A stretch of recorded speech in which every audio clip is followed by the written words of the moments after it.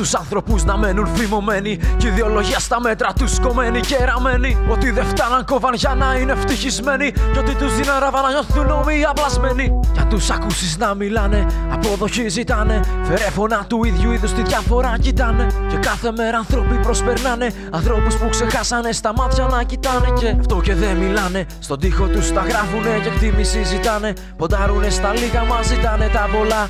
Η ανθρωπιά εκφράζεται μόνο σε ποσοστά κι ο λόγος πράξης αντικαθιστά. Επαναπαύσου στο όλα θα παν καλά. Γι' αυτό κι εσύ συνήθισες να ζεις με δανεικά. Δανεικές σκέψεις που δεν θα αντέξεις, δανεικές πράξεις από άτομα που πράττουν και μιλούν σοφά.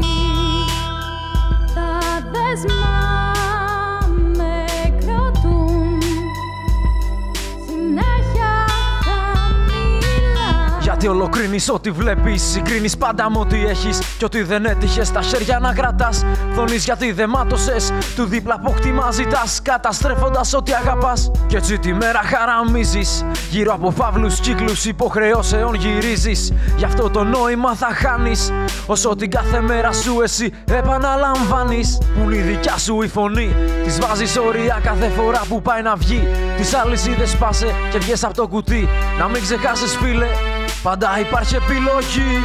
Πλέον για τη φωνή δεν υπάρχει πονταγή. Αν πάλι μέσα μείνει ένα κομμάτι θα θαυτεί. Κομμάτι ισχυρό σαν το κλειδί. Κλειδί που σε μια πόρτα ενός φίλου χρειαστεί.